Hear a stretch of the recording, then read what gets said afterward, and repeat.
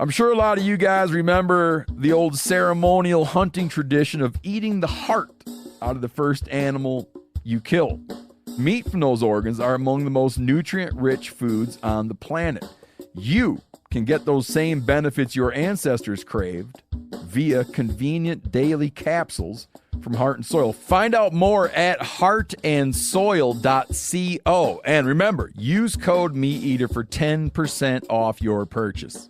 There's nothing like snook hook sets at dawn or catching a tarpon in the moonlight. Find your next fishing trip made easy on fishingbooker.com and experience the magic of the Sunshine State or any other destination on your fishing bucket list. Book a blue water adventure in search of sailfish or go snapper fishing with the kids.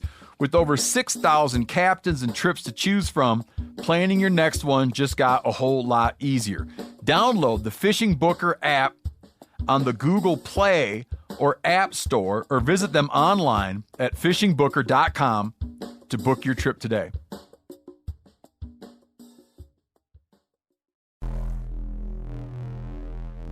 Welcome to the Wired to Hunt podcast, your home for deer hunting news, stories, and strategies.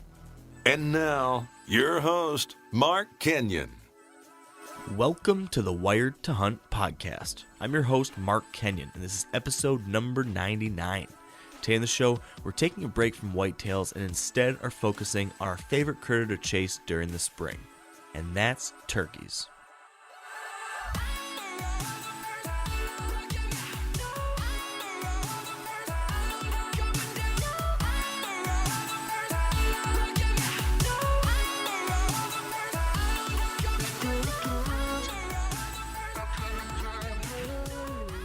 All right, welcome to the Wired to Hunt podcast, brought to you by Sitka Gear.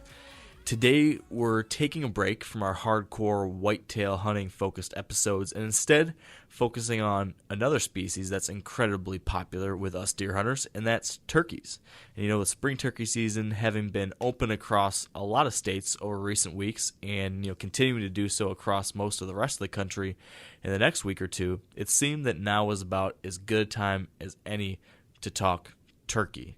And I get a lot of emails and messages asking for us to talk about other species like turkeys more often, especially from guys or girls that maybe haven't tried turkey hunting yet but are interested. And, how do you do that coming from a deer hunter's perspective? So that was kind of my idea for today. I thought we could, share some of the things we've learned as turkey hunters, me and Dan, walk through some of our stories, and kind of give a deer hunter's perspective on how to get started turkey hunting and kind of everything else falling under from there. But I don't know. I kind of needed a day like this, Dan, to just kick back and have a cold beverage and just talk turkeys. I know we had a BS episode 2 episodes ago, but I kind of feel like I need that again today. So so I'm going to try to do BS with a purpose today. That's kind of what I'm feeling. That's good. Does that work for you? Is that okay? Yeah, everybody needs a BS sesh. Yeah, I just need to I need to take some weight off the shoulders. I need to unwind, and what better way to do it than talk about turkey hunting, which for me opens up in less than a week. What about you? Okay. Youth season's going right now, but before we get into this, I want to tell you something real quick. Oh, please do. I was driving from work here. I get off work and I come straight here, and I go down this blacktop, and on my radio, guess what song comes on? I don't know if you're probably not into this kind of song, but the song Mother by Danzig. Have you ever heard that song? No. Oh my God. Are you kidding me? It's hard rock, heavy metal. Mother, tell your children not to hold my hand. That song? Now it rings a bell. No, not really. Anyway, so that song got me thinking about a peanut butter and jelly sandwich that I made when I got home for some reason. And so I got an awesome song in my head, and I got a peanut butter and jelly sandwich in my belly. So I'm jacked up, ready for this podcast. So wow. So we're both we're revving to go. Yeah, right. I mean, I'm jacked. Oh, well, I'm glad. Yeah, these episodes are best when we're jacked and pumped up for them. So I'm good. I'm glad that you're pumped. I'm a little bit I'm coming off of an adrenaline burst, and so I'm kind of on the hangover effect right now. So we'll meet somewhere in the middle, right? Sounds good. And if you start fading, man, just holler at me and I'll pick you up and I'll carry you. Tagging out, Dan. Pick it up. Yep. Oh man, I guess I actually am glad you threw me off the turkeys there for a second, because I should share why I'm a little exhausted today, which is some exciting news, which we'll talk about more. But last fall, I launched the Whitetail Q&A podcast as the secondary show I was running, as a kind of a short form Q&A style show, which I'm sure most of you know about. But just recently, I've announced, and you might have seen this already if you subscribe to the Whitetail Q&A podcast or if you follow us on social media and everything. But long story short, I've decided to burp right now. we are partnering with the guys at Drury Outdoors, Mark and Terry and Matt Drury. We are partnering to kind of revamp that Whitetail Q&A podcast. So we have renamed it. It's the 100% Wild Podcast. We are doing an audio version, continuing like we've done in the past, but adding Matt Drury as a co-host. And we're going to be bringing on Mark and Terry and other guys from the team as guests on the show. And then we're also producing a video version of that podcast and live broadcasting it when we record those.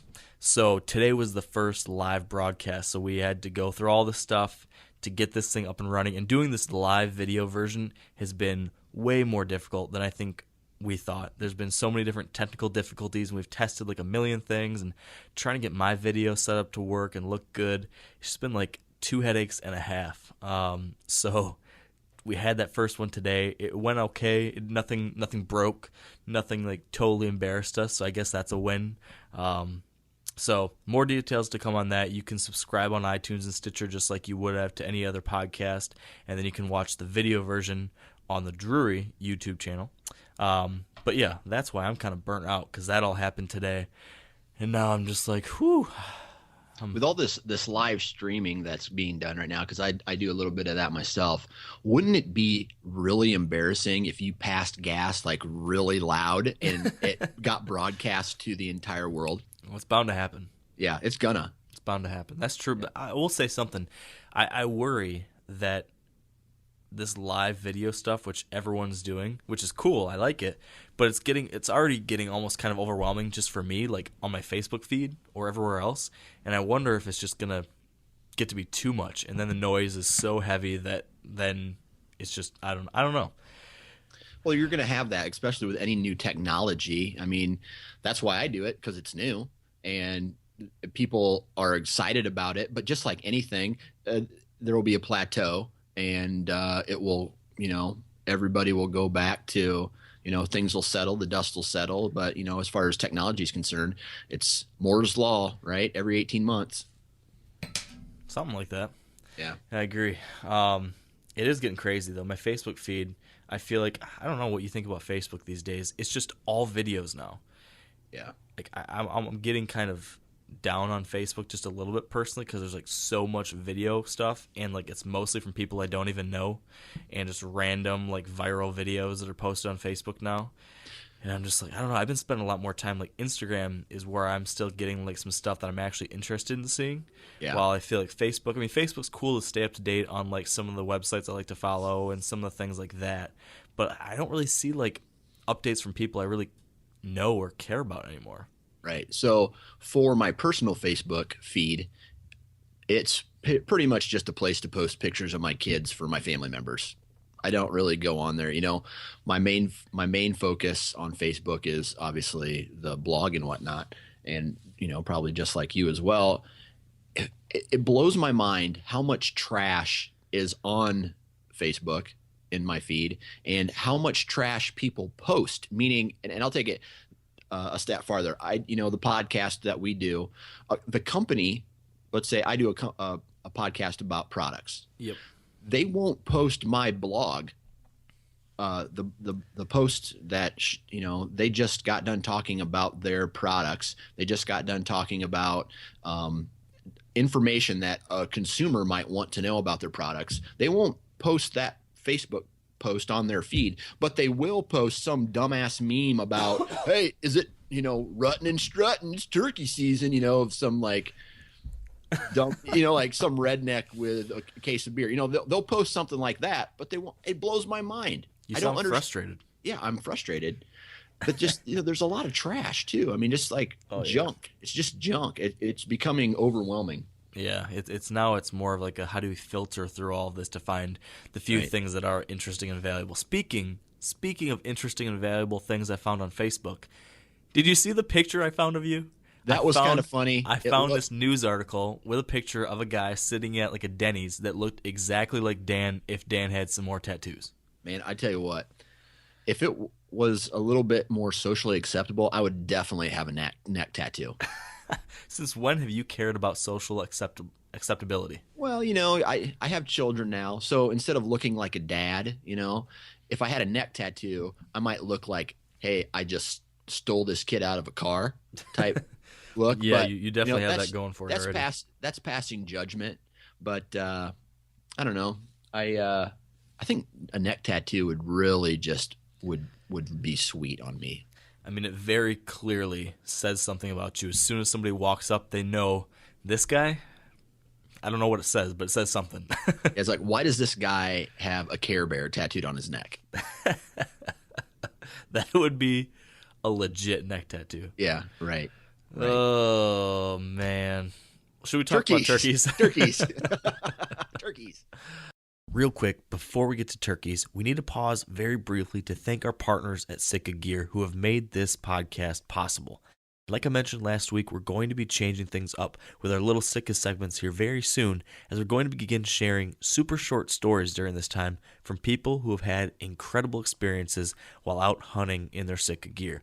Now, these aren't going to be stories necessarily about gear at all. We're just looking for great stories. So if you're a fellow Sitka user and happen to have a story worth sharing, shoot us an email through our contact form at wiredtohunt.com, and we might just feature you on one of our upcoming segments. So with that said, thanks again to Sitka for making this turkey talking episode possible, and now back to the show. Let's talk about turkeys. So when did you start turkey hunting? I'll be honest. The very first time I ever went turkey hunting was in 2000 and my junior year in college. So it would have been 2001. Spring 2001, I think. How old were you at that point? Nope, spring 2002. I'm sorry. I was 22 years old. Okay. So I didn't do any type of turkey hunting until one day my uncle, because I transferred from one college to another college, and I lived closer to my uncle, and my uncle's like, hey, you want to come turkey hunting with me this spring? And I'm like, yep. So shotgun hunting for turkeys, and it was really fun. Yeah. So we're both late onset turkey hunters. I didn't start till, oh gosh, I don't know, probably, how old? I'm 28 now. I was probably 22 maybe. Yeah. So I think I've been turkey hunting for 6 years maybe now. But it was one of those things, like the first time I ever tried it, I was like hooked. Yeah. It's definitely, I mean, what would you tell someone who's never turkey hunted? Somebody listening right now, let's say, if I had to guess, based on, we did a survey like this for the National Deer Alliance. I should have pulled this up. But earlier, probably last year, we did a survey asking people if they also turkey hunted. And I think something like 70 or 80% of those deer hunters also turkey hunted. Mm-hmm. So if we assume that is the case, maybe 70% of our audience is already a turkey hunter. The other 30 aren't. What would you tell that other 30% who haven't tried it yet? Well, if they're wanting to hunt in my woods, I'd say it's not very fun. But if I tell you what, there's nothing better in my opinion. And we had a conversation like this on the BS session that we did a while back. Yep. But it's pitch black, right? You're walking in the timber, you're set up in your blind or on a field edge or something like that. And then sun starts coming up, the birds start tweeting, and you hear that first gobble, and it just makes if it's close, it makes the hair on the back of your neck stand up. And it's very interactive. And that's why I don't understand why more people don't turkey hunt, because it's not really a lot of, if you're a gun hunter, it's not a lot of sitting and waiting. Like for me, I'm on the go. So if I was to continue gun hunting, I would, okay, they're not coming this way, so now I got to make a move. It's more of a chess game for me than it is sitting in a blind waiting for something to come through. Yeah, that's so true. I think it can be that way. I mean, some people do hunt that way, so it's kind of nice. You can kind of pick your pick your poison. You can do the sit in a pop-up blind with a decoy setup and hang out, or you can run and gun, moving around, hopping from setup to setup, hiking all over the place. Yep. And it's just a very dynamic hunt. You can do so many different things with it. You can hunt them totally different one day, then the next day try something different. And I don't know about you, but with turkey hunting, I feel like the stakes aren't as high. Right. In that I do it. Obviously, I want to kill a turkey for the meat and to eat it, and it's also just for fun. But I don't put as much pressure on myself to try to target some big, mature, really, really super smart turkey. Although I'm trying to become maybe a little more selective. But because of that, I don't need to take myself quite as seriously. It's a little bit more laid back. It's a little bit more fun. Lots of times I go hunting with buddies, so like we'll go out together, sit together, call for each other, do that kind of thing. You don't need to wake up as early in the morning, at least for me, compared to what I do with whitetail hunting. I like to get out there, just before dark or just before daylight. While I'm turkey hunting, while deer hunting, I'm out there like an hour and a half before daylight. Right. You can take a nap in the middle of the day if you want to sit out there for a little bit, and lots of times you'll hear a turkey and it'll wake you up. You don't need to be constantly scanning. Right. I mean, you should, but if you wanted to take a nap, you could. So it's just it's a nice way to get out in the woods in the spring, which is a super pretty time of the year to be out there as it's just warming up. The sounds are beautiful. I love the spring sounds. You got the turkeys gobbling, we got pheasants out here behind my house where I've been turkey hunting. They're crowing a little bit in the morning, and all the other birds. And you can be active and hunt. You can be laid back and hunt. And then, like you said, all the the interactive nature of these birds talking to you and you talking back and all that. I mean, it makes for a super fun hunt. And not to mention, if you do it right, they taste really good too. That's a fact, Jack. Love turkey. How do you like to cook? I can't. If we've talked about this before, I'm sorry, but I can't. I don't think we have. Have we ever talked about eating wild turkey? I don't think so. I mean, we probably mentioned it with the cooking podcast that we did with what's his name. But how do you like to eat your wild turkey? So my wife likes it when I make it into turkey nuggets. So I'll take a breast and I'll cut them up into like bite size. I'll bread them and then I'll fry them, and I turn them into nuggets. And then I put them, I'll make some kind of hot sauce or barbecue sauce type, wing sauce basically, and then eat them with some blue cheese. That's what my wife likes. So that's what I cook. Now, I've also do the crock pot method, where I'll take a breast and I'll cut it into like 3 pieces, because for those of you who don't know, a wild turkey breast is gigantic. It's not a turkey breast from the grocery store. It's like 4 turkey breasts from the grocery store. It's awesome. So I like to slow cook it a long time with potatoes and carrots, and then I'll make a gravy, like a cream of mushroom type gravy that goes with it. And so those are 2 methods that I use. How about yourself? Sounds pretty good. Now, before I answer, do you just take the breast or do you eat the legs too? I've done the legs one or 2 other times before, and I didn't get it right. So now I don't. But this year I saw a recipe online, and I'm going to take the entire bird this year. Yeah, I've got a secret for you, a secret recipe that will make you enjoy those legs like never before. You'll have to post it online. I will. It is the best recipe I've tried yet for legs, and I've been trying a lot of different things because I've been wanting to find a good way to use them. And like you said, it's easy to get it wrong because it can be really tough. That's very active muscle fibers in a wild turkey, so it can be super tough unless you cook the right way. So this recipe I found is in a cookbook called Afield. I cannot remember the author, but it's a pretty cool cookbook. And basically, it's called tomato braised wild turkey legs. Yeah, I saw you posted that. Yeah, I posted something on Instagram, I think. And basically, you just, take a step back here. I got the hiccups. I'm sorry. First, we brine the turkey legs overnight. So brine's like a super salty water and other vinegar mixture that you put the turkey legs in and brine them overnight. And we now do that with breasts and legs. That seems to make a huge difference on the tenderness factor.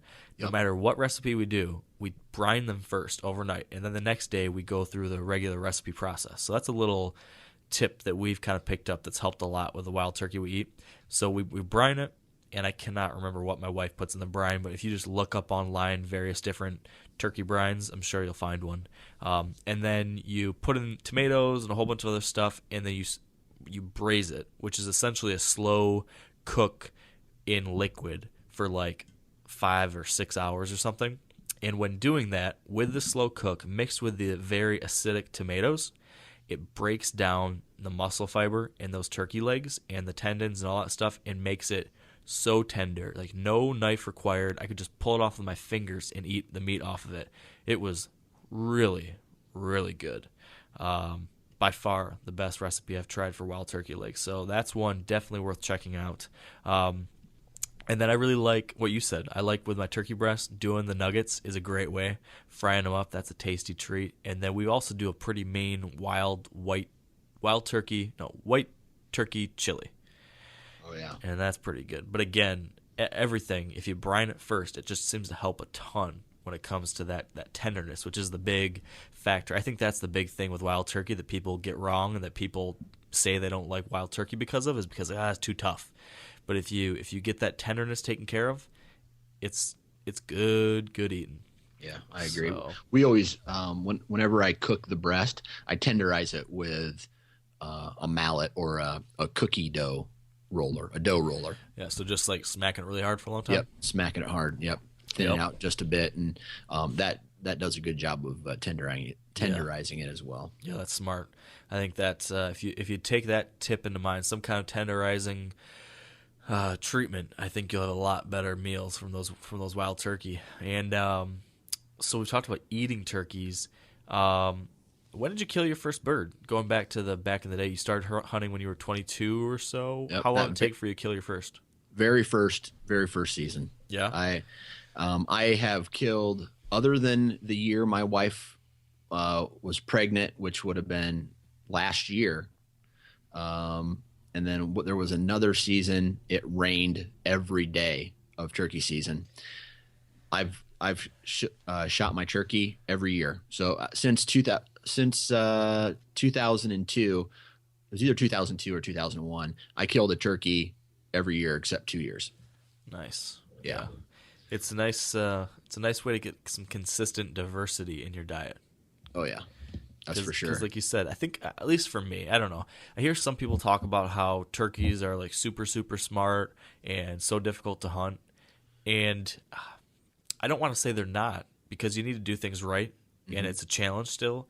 But at the same time, I feel like, and maybe this is completely wrong, but from my experience, once you kind of have some basics down and you kind of solidify a basic level of calling expertise. I don't want to say expertise, but what's the right word here? Just a certain standard of quality in your calling and a few basic things. Like, you can pretty consistently get a bird into at least shotgun range. Yeah. If you go out a handful of times a year. So yeah, since I started turkey hunting, the first 2 years I think I did not kill a bird. The first year I just went out and sat with a friend who didn't really know what he was doing. And the second year I went out on my own, just trying to figure it out myself, and had a couple close calls, but not quite close enough. And then the next year I bought decoys. I bought my own decoys finally. And from there on out, it's been every year, multiple birds. So it's like I just had to kind of take a couple of years to figure things out and just kind of wrap my head around it, and then get half decent with a call. And now it seems like, knock on wood, I can get out there and there's going to be a pretty good chance of filling that tag if I've got a couple days to hunt.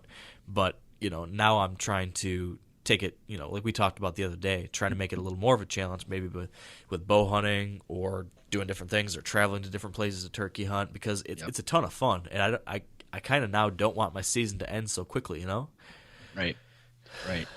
I tell you, here is my very first turkey experience. So, I meet my uncle at this it's an old farm, and my uncle and his brother, so my two uncles basically, they built a little shack and it had bunk beds in it and enough room for a cot. So it was real tight in there. But me, another buddy, and one of my uncles, and my other uncle lived close, so he drove from his home every morning. But the very first morning, my buddy went with my one uncle, and my other uncle took me and took me down to this river bottom.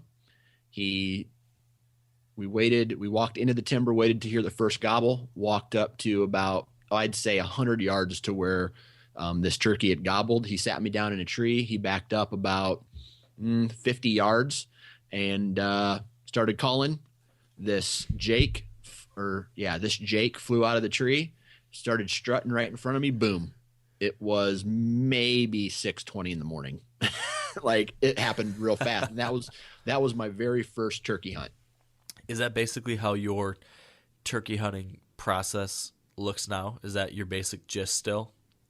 Yeah. I mean, so that for the most part, that's what I do. I mean, if I'm gun hunting, obviously bow hunt, I've bow hunted before for them, but like I said, my wife was pregnant last year and I didn't hardly get out at all.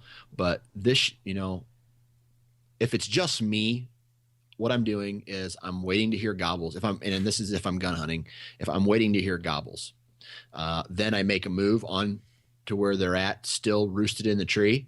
And, I'll sit down and wait, and I'll try to get into a position where I can maybe get some kind of response from them, and then call them. Most of the time they come right in, as far as mornings are concerned. If they don't come right in, then I'm doing a lot of running and gunning, maybe move 50 yards or maybe to the next ridge, call a little bit, try to hear those responses early in the morning. Then when it comes to the later in the afternoon, that's when I do a lot of sitting and using maybe some more decoys to try to get something to cruise by me or get interested. Or, I mean, it's just different. Every year is a little different. So when you're going into your property, do you have a handful of spots where they traditionally roost? So when you go out there opening day in the next week or whenever it is that you're going to go out there, are you going to go to this general area where typically some are roosted and you're going to get out there in the morning, listen, and then from there adjust what you assumed? Is that correct? Yep. So this year is going to be different because I guess I shouldn't say this year, but my wife, I go turkey hunting with my wife. And she loves it because turkeys are ugly. They're not deer. They're not cute. So she has no problem killing an ugly animal, I guess. So, so they're kind of pretty in their own way. Yeah. I mean, they're pretty. Yeah. But have you ever seen their face up close? I mean, if I had a face like a turkey face, I wouldn't have my wife right now. Dude, my face on a video podcast is like when you finally get up close to a turkey head. That's why this whole video podcast thing is stressful. I got a face for radio, dude. Are they going to censor your face? They might need to. Somebody told me the other day when I was doing a live Facebook feed that I look like Roseanne from the Roseanne show. You definitely don't look like Roseanne. Well, thank you, because I started Googling Roseanne, trying to look at pictures. I'm like, really? Yeah. So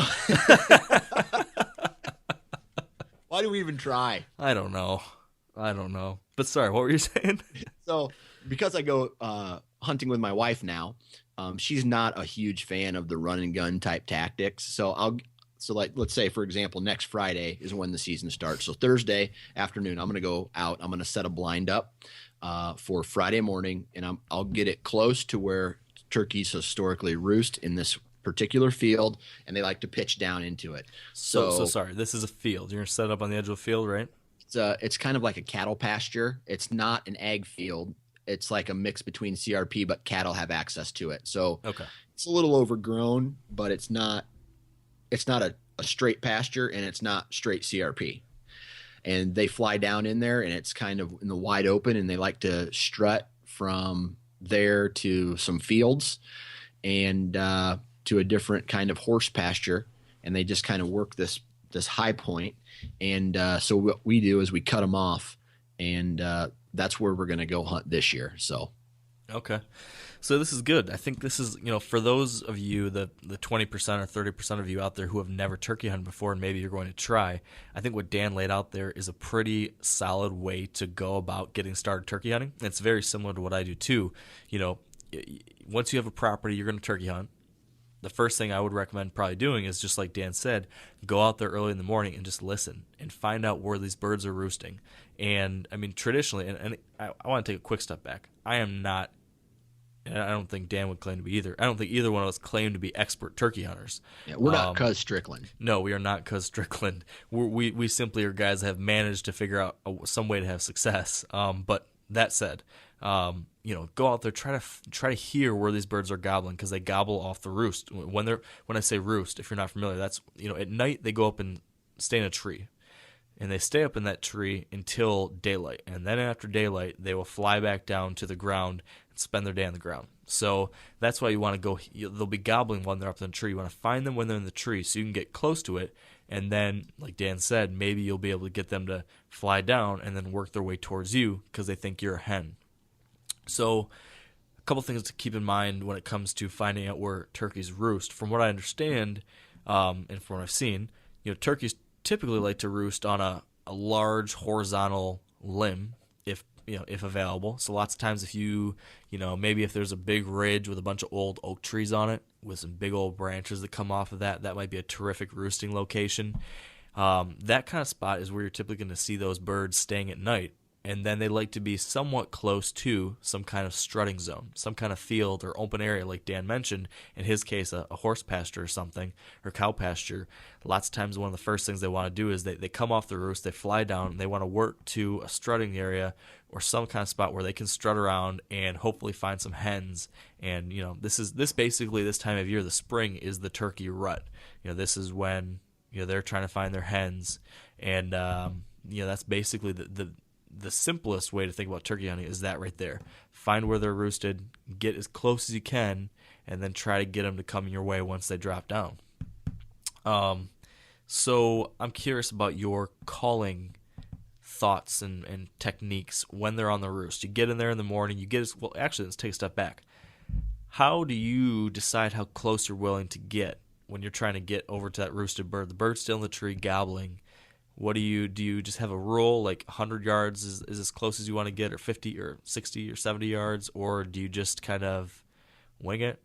Yeah, it's all winging, because if you go too close, they'll see you, and then they will not come in your direction. Yeah.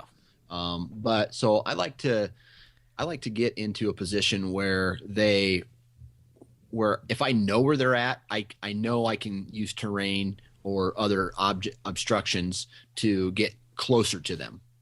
If that's just me and a gun. Now, if I'm hunting out of a blind, I'm going to hunt in an area to where I think they're going to be going.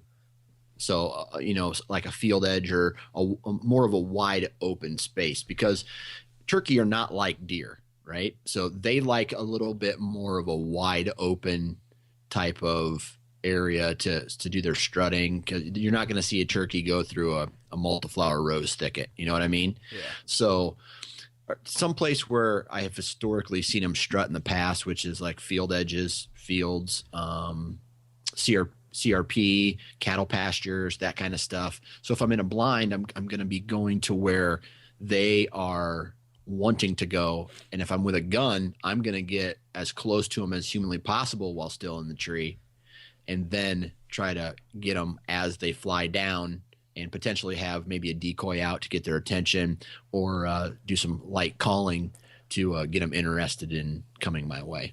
Yeah, so let's talk about that. So one of the things that I think I was screwing up early on when I first started turkey hunting is that I couldn't get enough of gobbling. So When I could get a turkey to gobble, I'd want to call right back, and then he'd gobble, and then I'd be so excited I'd want to call right back, and then he'd gobble.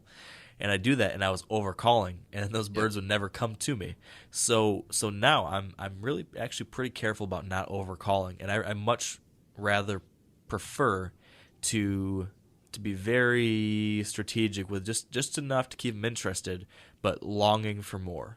So when it comes to when a bird's on a roost and I get set up on that bird, I typically just like to do enough calling, some light yelping, just enough so that I know that bird knows I'm there. I get a gobble from him or from all the birds that are there in that area. And once they know I'm there, then I kind of shut up and I wait for them to fly down. I just want to make sure they know there's a hen there, but they don't get worried that maybe it's a hunter and that's not legit. So I'm pretty careful. I'm pretty, what's the right word? I'm struggling to find the right word here, but really limited in my early roost calling. Once they come down onto the ground, then I'll give it to them a little bit. But again, I'm much more, I don't know why I can't think of the word here. I'm struggling to find the same word over and over again. But long story short, I let them want more from me rather than consistently trying to get them to gobble over and over and over. What's your thought process on amount of calling? Do you agree with me on that? Are you different? Well, it just depends on who I'm with, right? So like if I'm with, I've taken kids out before and kids love gobbling, right? So if they're a new hunter or my wife, it gets them excited because if you just sit there and don't call, you hear a gobble, it's fun. But at the same time, I want to try to be successful as well. And there is a time when it's time to shut up. And that is if you hear, for me, is if a tom is gobbling and getting closer to you as you call, I continue to call. But if for some reason this turkey may be heading away from you, then what I do is I will stop calling, and I may even move my position backwards just a little bit and then maybe do some more calling. Now, what that does, I don't know if there's any scientific fact to back this up, but what this does is it makes the turkey, or the tom, feel that, hey, that hen is going away and I need to go that way. Now I'm not 100% sure of this fact either, but I think male turkeys gobble, and in nature, the hens go to the toms. Now, Yes, that is true from what I understand. Okay. Yep. So as a hunter, we're trying to do things backwards, right? We are trying to get the toms to come to the hens, which is not natural. So if a tom is with another hen, that's what, we call that being henned up. And it's very hard to get a tom to break away from a hen, especially if he's the only tom with the only hen. So it's very hard to get them to break off and come your way. Now, if you sound horned up enough, I've seen some crazy things happen where toms do come to investigate, and you got a shot there. But I tend to be aggressive in my calling, but then just go completely dead quiet. And I feel that that's where I've had success over the years, is to get them all horned up and then stop. And then they're like, hey, what the heck's going on? Yeah, I think that's a spot on tactic when they get kind of hung up, and there's a bird who just will not, maybe they get to like 80 yards or whatever, and they just will not come any closer because, just like you said, I think that's this exact situation. They say, okay, there's the hen, she should come to me now. Yep. And I think when you just shut up and then just wait, then all of a sudden 10 minutes later, bam, there they are right in front of you, looking around, that head held high, looking around. Yep. And that's when that's when my favorite moment in turkey hunting happens, when you get that gobble from 15 yards away that you had no idea was there. Right. That is awesome. And then there's another thing that it's also important to know, right? So if a turkey sounds like he's getting closer, and you call and he's getting closer and he's getting closer and he's gobbling this entire time, and then he stops, if you're a relatively new hunter, you're going to say, well, he went away, he's done. If they stop gobbling, that means they're close and they're continuing to come in closer, because once they have identified where the calling is coming from, they no longer need to gobble. So they're coming to your location. That's a good point. I found it both ways. Like sometimes I'll have these gobblers that come in loud the whole time, but then you definitely do get those that shut up and then keep coming in but silent, and that's so true.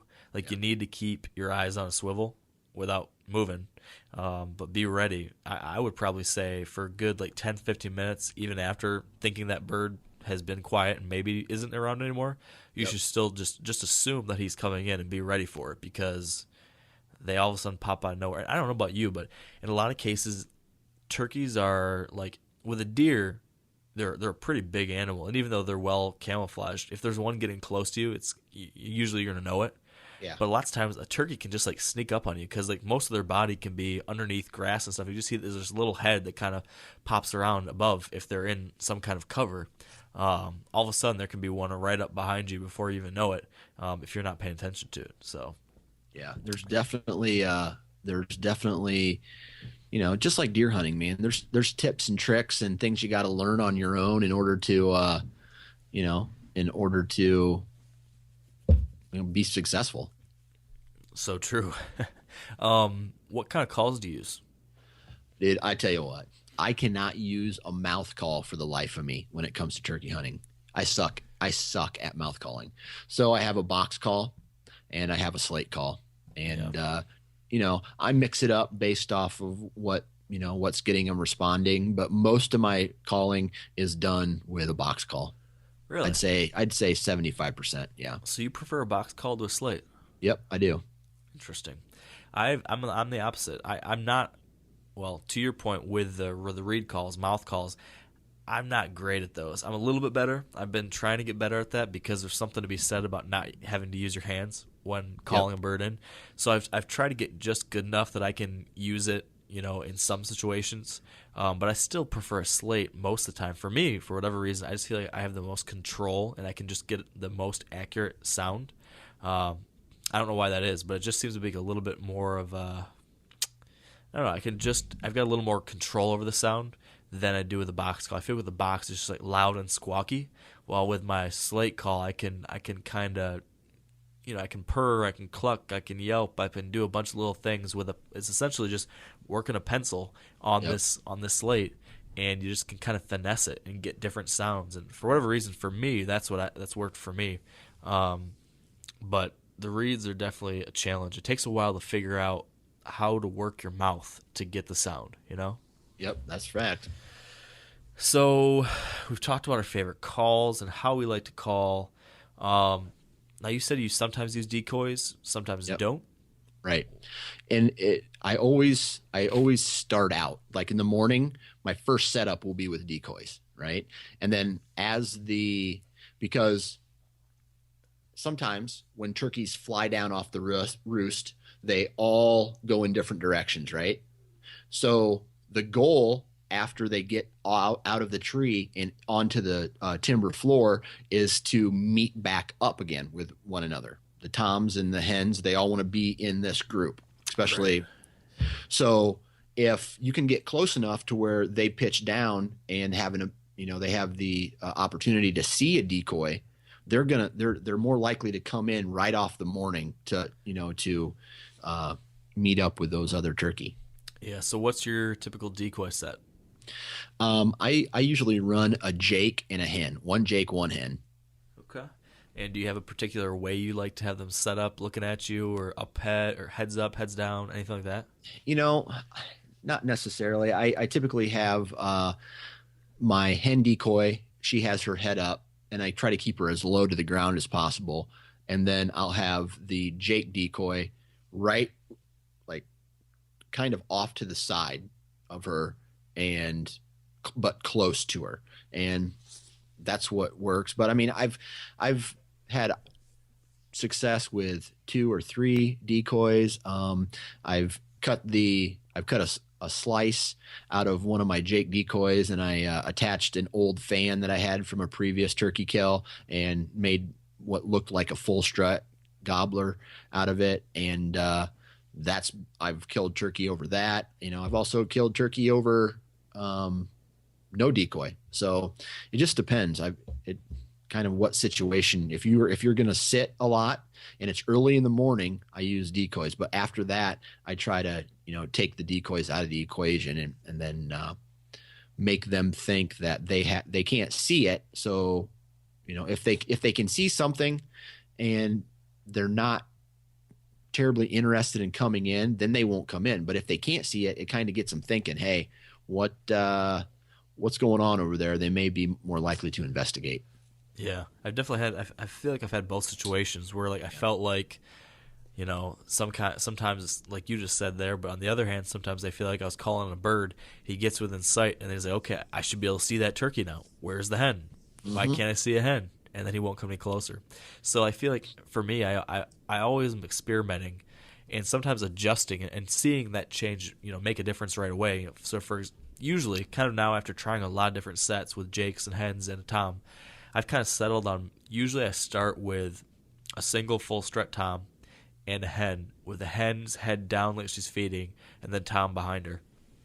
But I will then gauge, the turkey's behavior and how they react to that after a hunt or two and then adjust. So the other year, I had a situation like that where I had some birds come in, they saw it, and it was just too much. They didn't like that tom in there. They backed out. And I think that's sometimes kind of a sign of that, kind of like the phase of the rut, sort of, if we're talking in deer terms. The turkey mating season goes through kind of a process, a consistent process every year too. So there might be a different phase sort of where they are in the breeding season. So sometimes those turkeys, those toms, are a little bit more competitive and they're interested in coming in and beating up on another tom. Other times of the year they're not as interested in it. So I kind of gauge that based on how they react to that tom. And so if I see those birds, some gobblers or jakes coming in, they see that tom, they don't want to have anything to do with him, then I'll remove it. Lots of times just leave that hen or put out 2 hens, and then sometimes that ends up being the trick. So I think you need to kind of pay attention to what they tell you and then adjust accordingly. But I personally have always, I think I usually start with that tom and hen and then go from there. Yeah. But there's no one size fits all.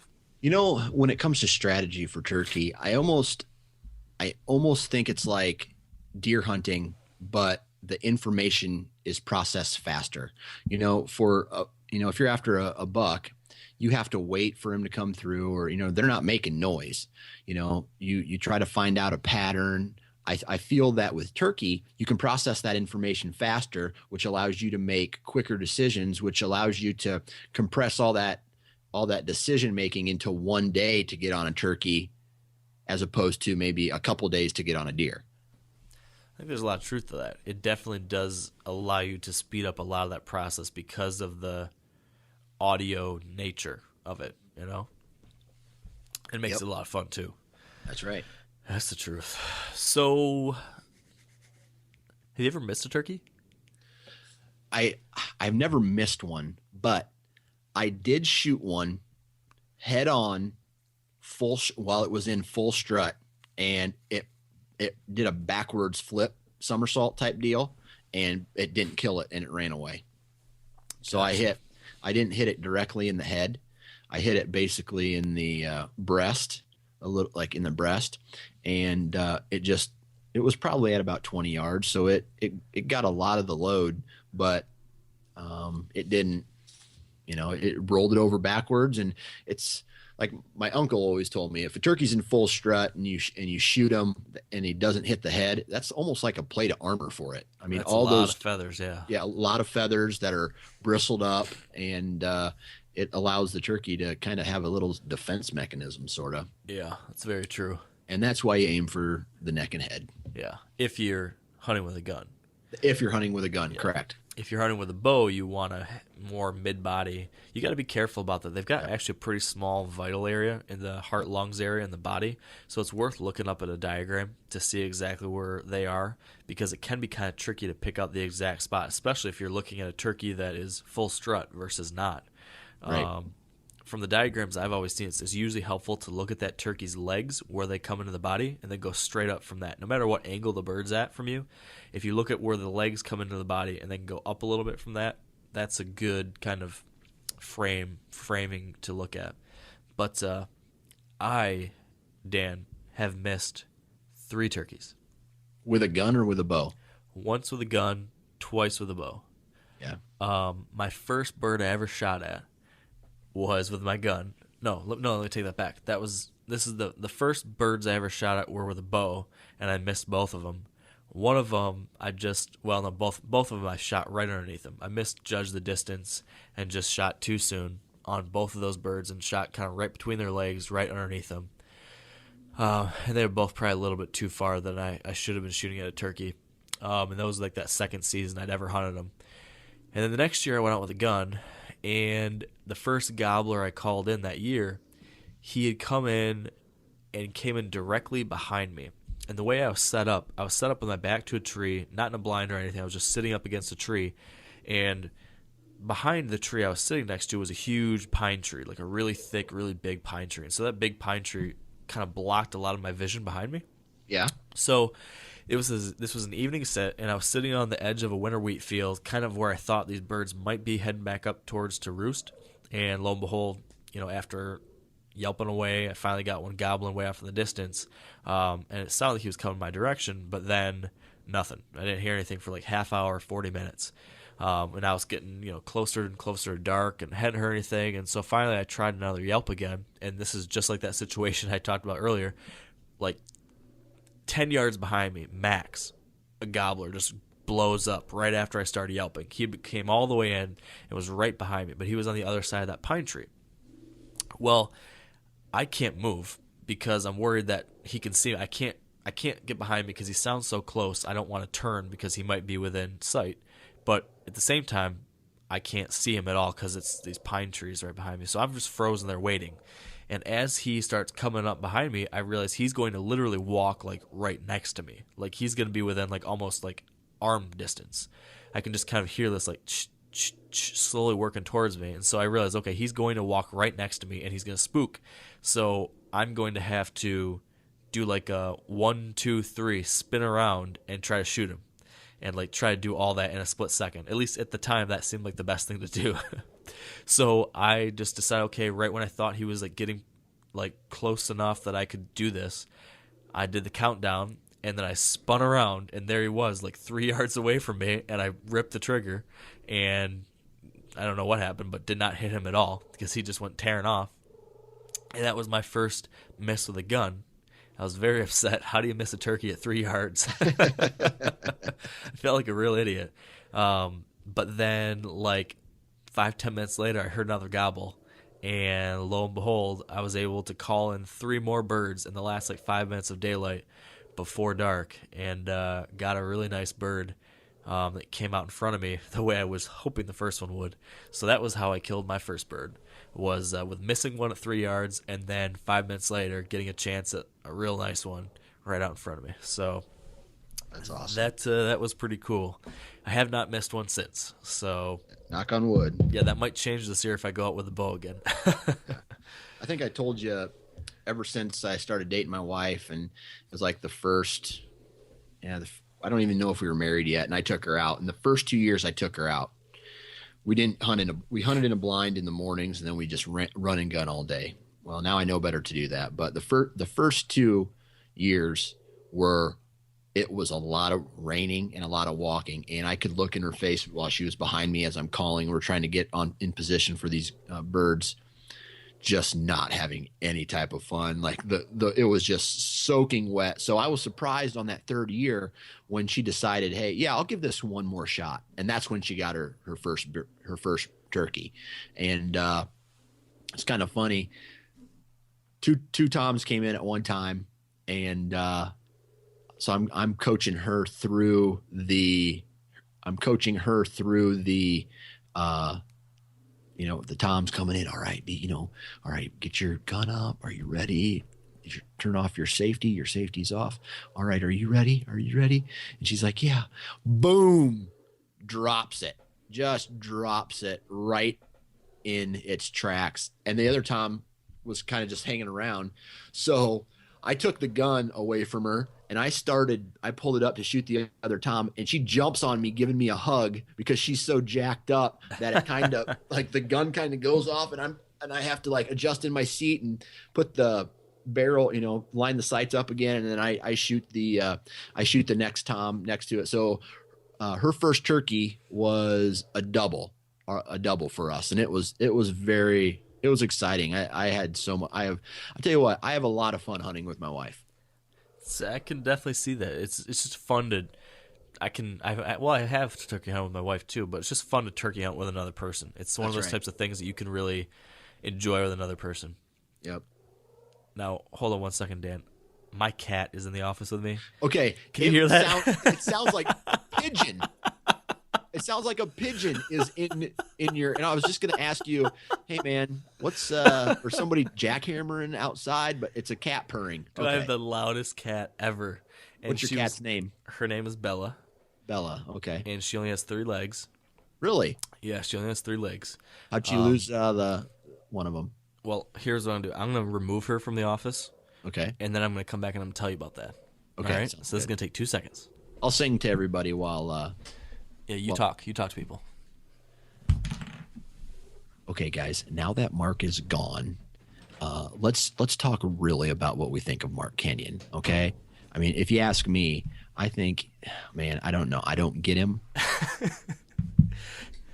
And what were you saying there? And that's why, those are my 5 favorite things about Mark Kenyon. I can't wait to go listen to that when I edit. I was going to edit this whole cat section out, but I think I'll keep it now. Yeah, just keep it.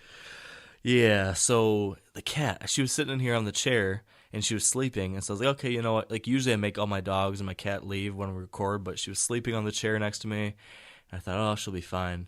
But that was a big mistake because she is the loudest cat ever when she purrs. She's got this like smoker's cough purr.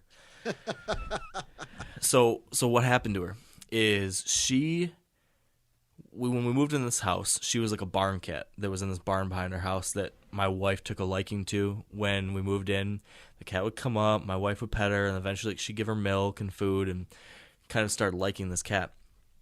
And it'd be there like every day at our back door. And then one day, the cat disappeared. And at about the same time, a local trapper had told me that had asked if he could trap behind my house. And I said, yeah. I told him the day before that, yes, he could. Well, then the cat disappears. And my wife is freaking out. What happened to Bella? Where's Bella? Blah, blah, blah. And like it'd been like, I don't know, several days or something. And finally, I was like, well, I don't know. Maybe it got caught in one of the traps. So I called the trapper and I said, hey, man, my wife's cat disappeared.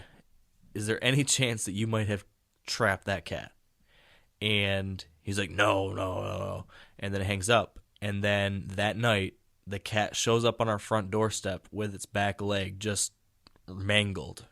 It had obviously been trapped and was just absolutely mangled. So my wife wigged out, took it to the vet, and she decided that, it was either the cat had to be put down or we had to pay to amputate the cat's leg. And my wife was crying, and I couldn't say no, so I spent all this money to amputate the leg of a barn cat that I didn't have anything to do with until we showed up here. And now that cat is a house cat that we have had for the many years since. And she's a great cat, but she is just really loud. So she's thankful. She's thankful. Yeah, I guess so. So that's the story of Bella, and that's why you heard the loud purring pigeon for the last 10 minutes. I do not know what we were talking about before that. But, you know what? I was thinking one thing. You mentioned that that one day with your wife it was raining. Yep. Right? I'm curious about how you think different weather impacts turkeys. The one thing I've seen personally, well, there's 2 types of weather-related factors that have influenced my turkey hunting success. One, I don't like windy days because it's hard to hear the gobble. It's hard to hear a turkey, and it's hard for turkey to hear you.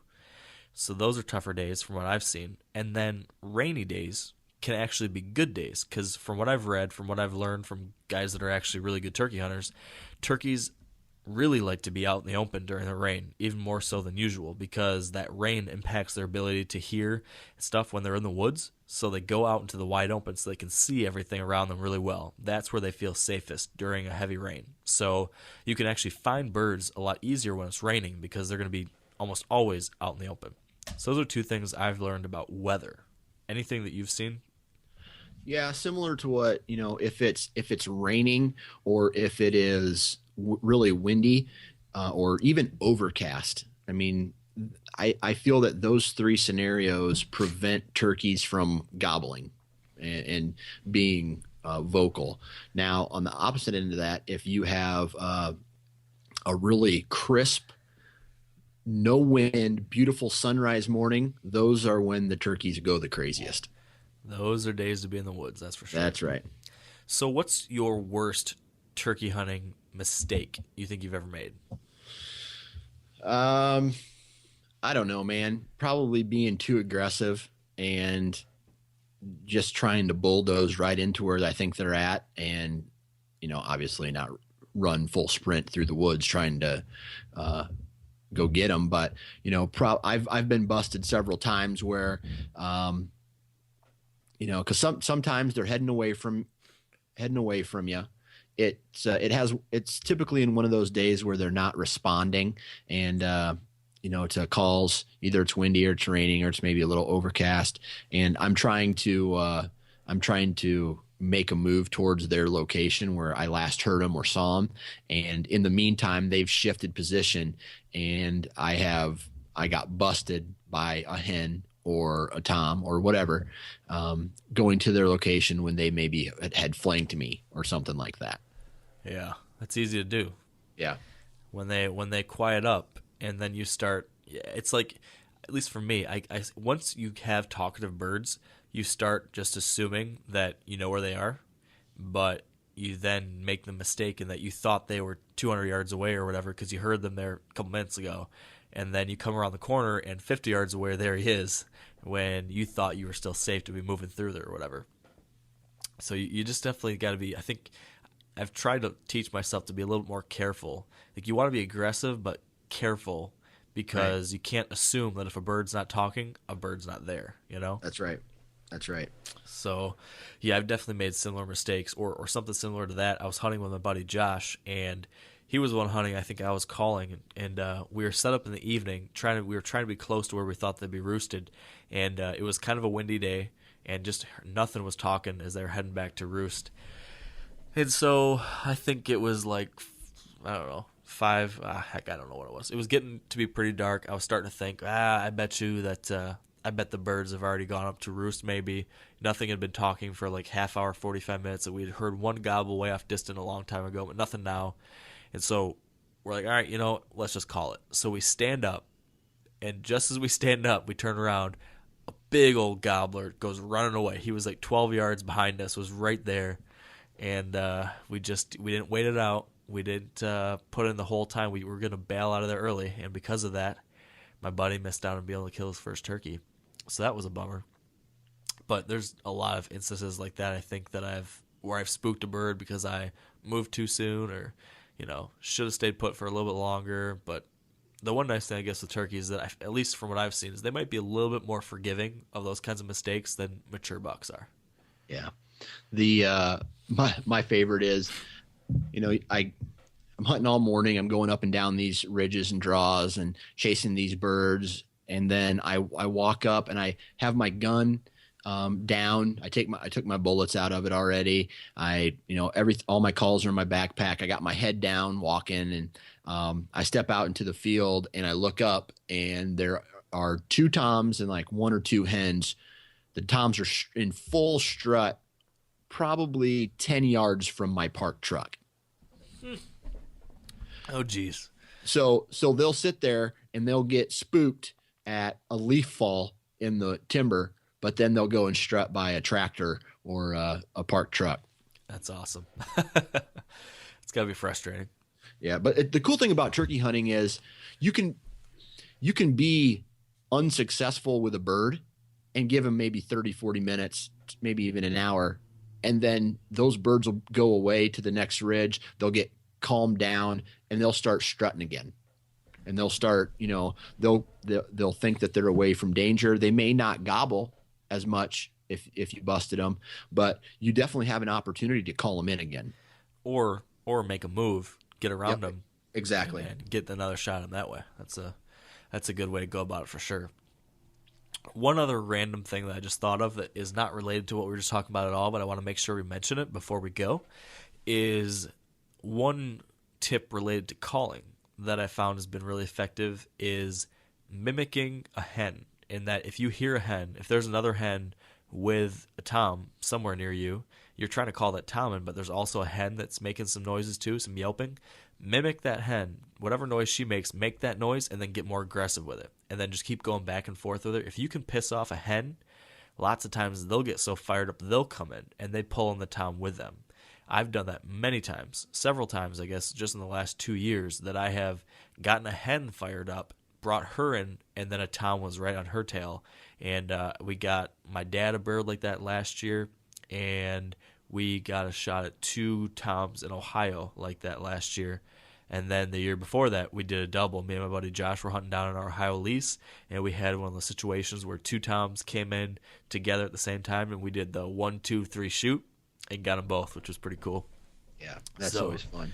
So yeah, that's something that I've heard from a lot of people. Like, that was something I learned from, I don't know, some magazine article I read or something that I've seen work very well in the field.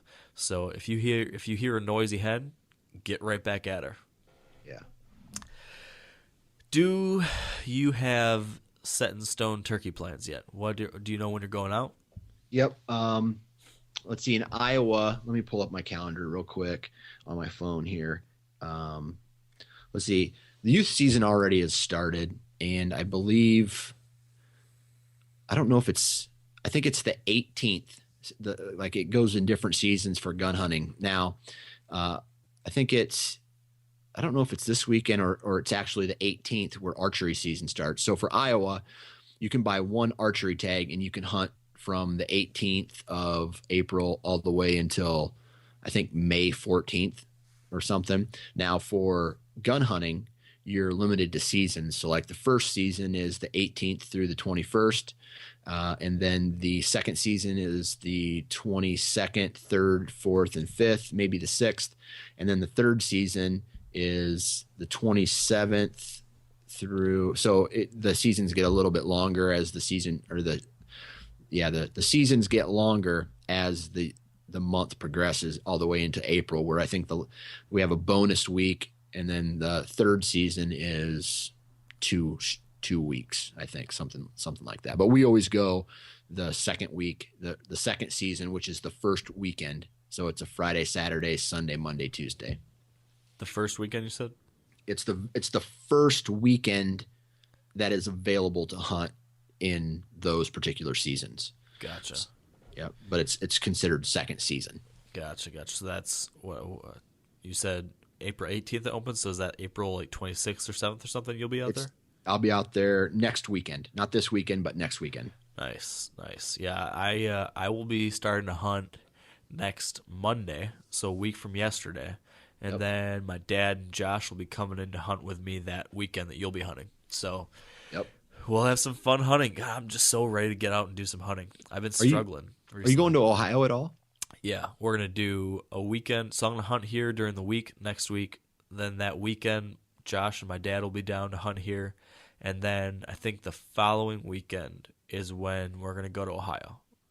And so that'll be when I put out cameras, do a little stand adjustments, and turkey hunt. Let's see here. Is Michigan and Ohio, are they 1 or 2 bird states? They're both 1 bird. Okay, so that's the same as Iowa. I know there's some southern states where I think... I might be wrong. Ohio might be a 2-bird state. Okay. I know there's certain states that are one bird. There's other that are 2 birds. And I think there are certain states that there may be a 5 turkey throughout the entire year.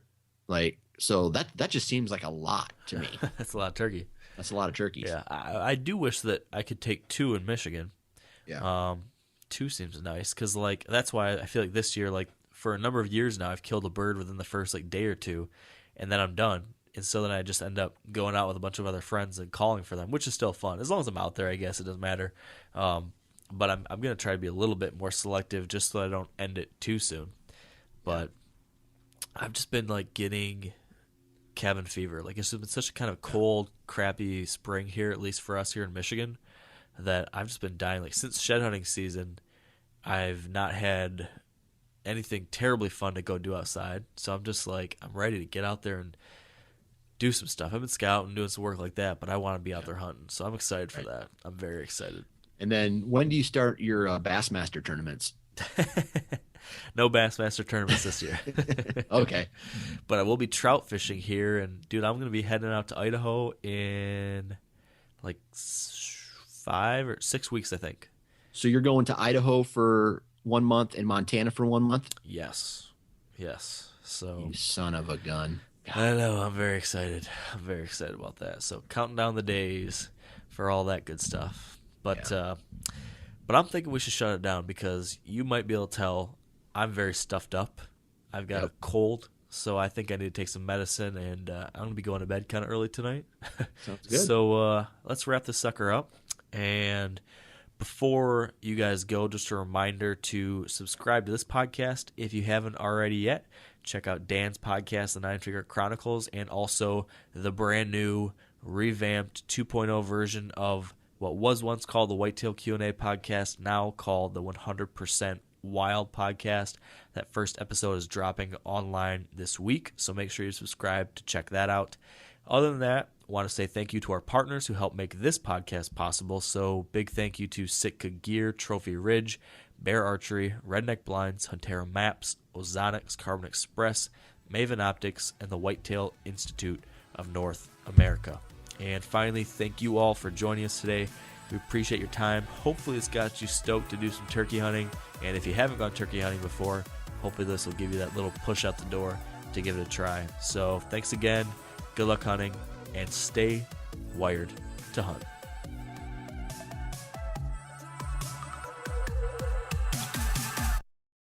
I'm sure a lot of you guys remember the old ceremonial hunting tradition of eating the heart out of the first animal you kill. Meat from those organs are among the most nutrient-rich foods on the planet. You can get those same benefits your ancestors craved via convenient daily capsules from Heart and Soil. Find out more at heartandsoil.co. And remember, use code MeatEater for 10% off your purchase. You ever get that feeling the walls closing in, the concrete jungle suffocating you? You crave some wide open spaces, the chance to connect with nature, maybe in a spot all your own. Well, head over to land.com. They've got ranches, forests, mountains, streams, you name it. Search by acreage. You can search by location. You can search by the kind of hunting and fishing you're dreaming of. Land.com. It is where the adventure begins.